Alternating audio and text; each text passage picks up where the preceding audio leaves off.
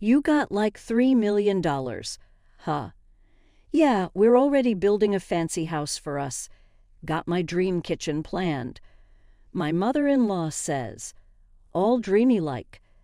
I've quit my job. Done to start a business with Ashley's inheritance. My husband says, looking way too happy about it. Wait a sec.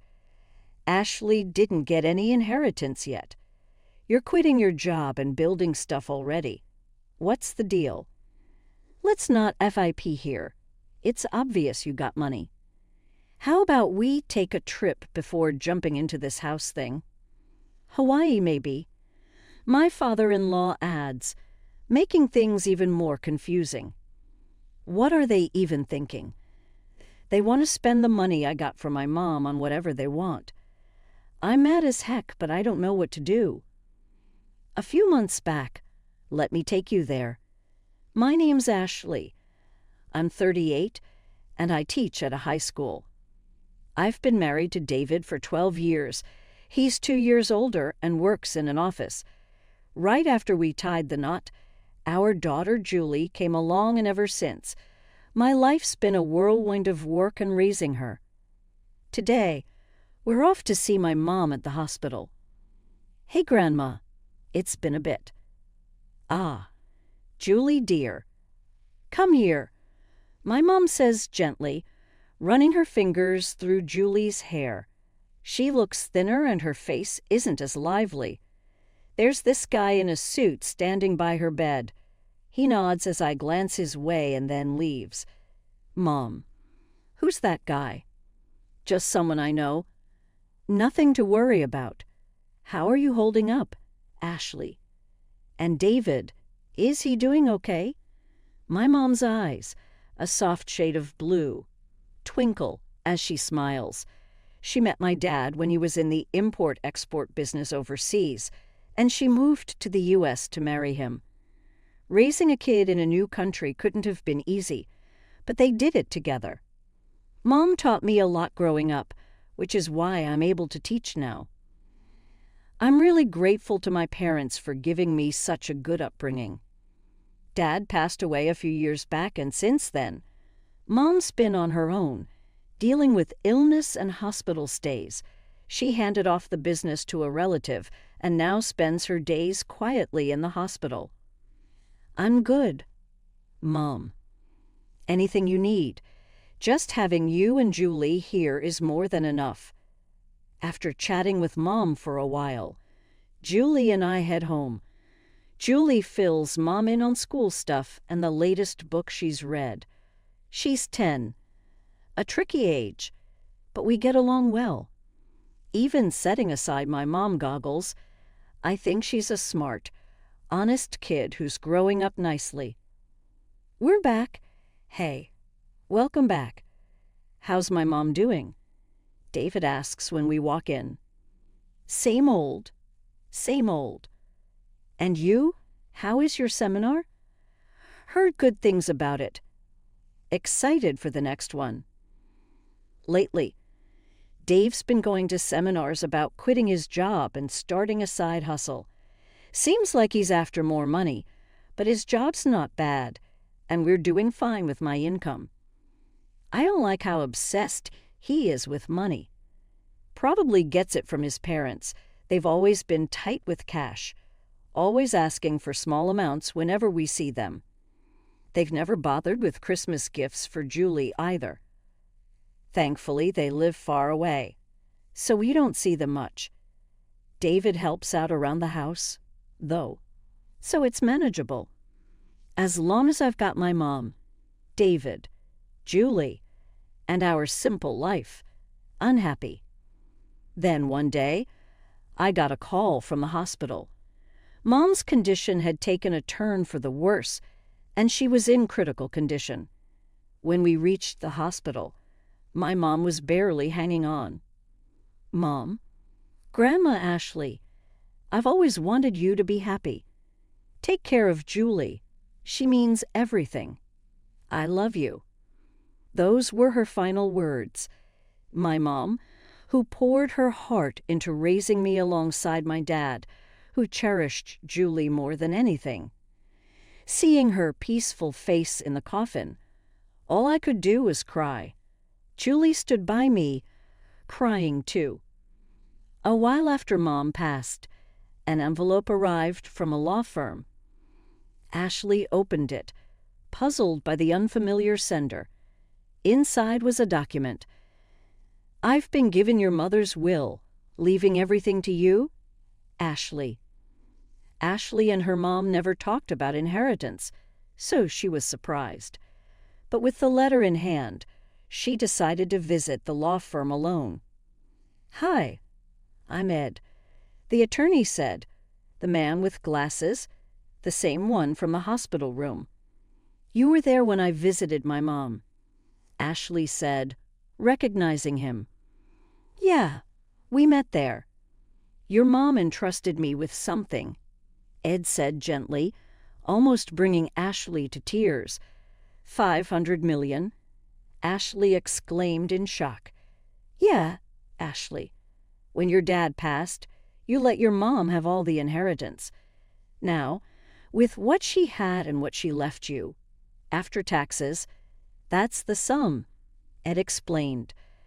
"I knew my parents were well off, but I never asked for money after getting married, and I avoided talking about inheritance.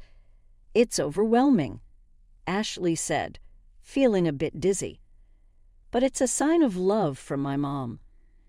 I'll leave it to you, Ed. Your mom cared about you more than anything. She asked me to assist you if needed. You can talk to me about anything," Ed said. "Thank you. I really appreciate it." Ashley nodded to Ed and left the room. As time went by, nearing her mother's 49th day memorial, David, her husband, started bringing up her mother's inheritance often. He knew they were wealthy when they married, but Ashley found his constant probing uncomfortable, especially during her mourning period. Whenever she asked him to stop, he would, but then subtly brought it up again later. And then there were her in-laws. At her mother's memorial, her father-in-law offered Ashley, "If you're worried about the inheritance, we can help." We've had our share of inheritance disputes. It can get complicated when unmarried siblings pass away. "If you need help, we're here," her mother-in-law chimed in. "I'm sure." Ashley, who had never felt inclined to involve them before, could only offer a vague response as they pretended to understand. About 3 months after her mother's passing, David, who had been relatively quiet, finally reached his breaking point. "Have you gotten your mom's inheritance yet?" David's question sent a shiver down Ashley's spine. "Not yet," Ashley fibbed. "The process is complicated. It's been 3 months since she passed, right? Why the delay?" David pressed, but then abruptly announced he was heading to bed, leaving Ashley with a gnawing feeling in her chest. The next day, while Ashley and Julie were cleaning up after dinner, the doorbell rang. Julie rushed to answer it, and Ashley, peering out from the kitchen, saw her in-laws, along with David returning from work. "Why are they here?" Ashley whispered to Julie. "It's okay, Mom. I'll go to my room," Julie said, darting away nervously. "What's happening?" Ashley asked as her in-laws entered. "Never mind that, Ed," her father-in-law said cheerfully, grabbing a beer from the fridge. "We're here to celebrate. You inherited over $300 million. We've even started building a duplex for us all to live in, complete with your dream kitchen. Listen, Ashley, be happy," her mother-in-law chimed in dreamily. "We're planning to build a duplex. We've put down half of our savings and some money Mom and Dad saved up. The loan's in my name, but you can settle it all with your inheritance. It's a way to give back to them," her father-in-law continued. "What?" I quit my job. I'm starting a business with your inheritance, David announced, looking oddly pleased. Wait a minute. What's going on? I haven't received any inheritance yet. And why are you quitting your job and talking about a duplex? Let's not play games. It's obvious you got an inheritance. How about we take a trip before diving into house plans? Maybe Hawaii. As chaos unfolds, did David and her mother-in-law seem to agree? With a mocking laugh, David said, "You're being miserly, Ashley. We checked it out because you kept saying you hadn't received the inheritance. If you don't process it within 3 months, you can't refuse it. So, whether you told the truth or not, you've inherited, right? Considering my father-in-law's company, it must be more than $300 million. We'll live comfortably thanks to them. Thanks. Mom.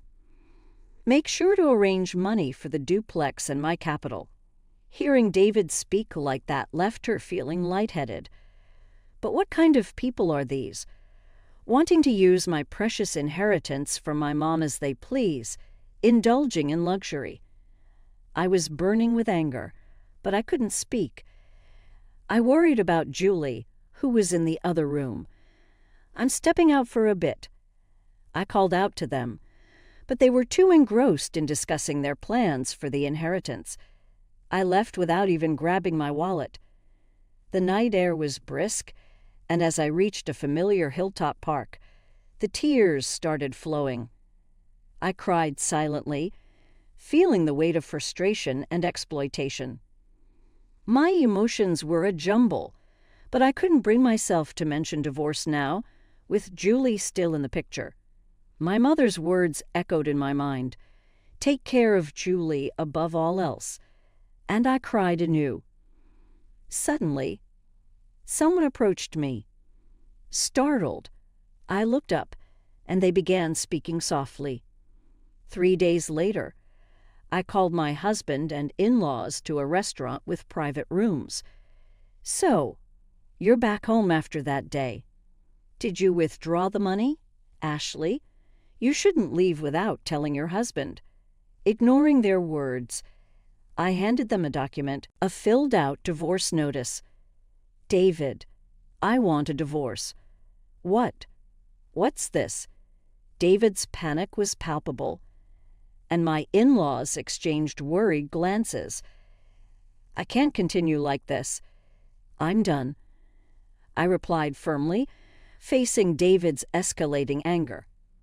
"You're leaving us just because you got the inheritance. You've become so greedy," Ashley retorted. "Ever since I inherited from my mom, you've been out of control, quitting jobs, planning to live with your parents without consulting me, using my savings to build a house, and now planning trips. Who's the one who changed when the money came? I can't stay with people like this. Andy can't just divorce me out of nowhere. That's right. Half of everything it is David's, including our savings, and half of the inheritance."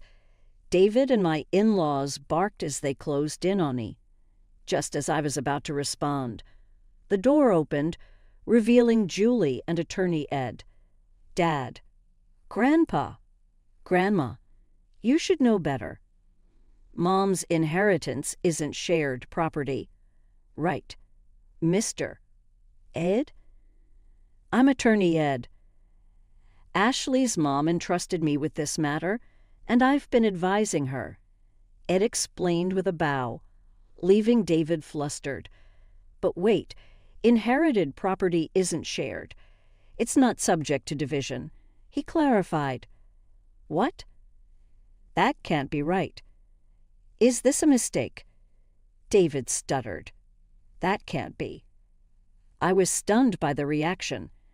It seemed they genuinely believed they were entitled to my inheritance. If that's the case, it's even more reason not to divorce. I'll stick by you no matter what. My husband shouted with bloodshot eyes, disregarding everything. "Stop it. Julie intervened calmly. Since Mom inherited, Dad hasn't thought about her once. Grandpa and Grandma only care about money. They never even mention me. I can't see them as family. David and my in-laws were taken aback. When I was upset about the inheritance, Julie spoke up. She told me Dad, Grandpa, and Grandma are wrong. They're trying to take Grandma's legacy. Mom, I'm with you. Let's fight this together. With those words, I made a decision, contacted Ed, and arranged this meeting. Julie, that's not true. Dad wants what's best for you, and you'd be happier with us, wouldn't you? My husband and in-laws pleaded desperately. Children shouldn't interfere, they added. Julie, with a look of frustration, said, I'm going with Mom. I can't stay with you anymore, and turned away. We've made our decision. Julie and I will leave, I said calmly, which angered David. I've never cheated, and you can't force a divorce. I'll get a lawyer. We'll get that money, he threatened. Then I'll handle it from here. Ed intervened quietly. The crux here is whether there are serious grounds for ending the marriage, quitting his job, using our savings without consent, making decisions unilaterally, and Julie expressing her distress. We have multiple arguments to support our case. Additionally, your daughter has recorded evidence of all of you pressuring Ashley for her inheritance. That should serve as compelling evidence. David slumped, and my in-laws went pale. After that, Julie and I left the restaurant. A year later, thanks to Ed's efforts, my divorce with David was finalized.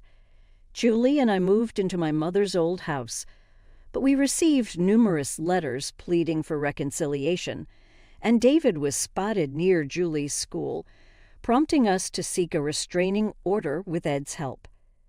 After that, things quieted down. Rumor has it they did build a duplex. My retired in-laws had to find jobs at a factory, and despite David's attempts, he ended up doing manual labor. According to neighbors, their new home was rife with constant arguments, making them unpopular in the neighborhood. Julie and I continue to live peacefully, supporting each other. Recently, Julie expressed a desire to study abroad in my mother's homeland to sever ties completely with my ex-husband. We decided to move overseas using a portion of my mother's inheritance. I'm certain she would approve. Julie seems to thrive in her new school, and I found work as a teacher there. Here's hoping these tranquil days persist. Thanks for watching. Please like, share, and subscribe for more interested stories.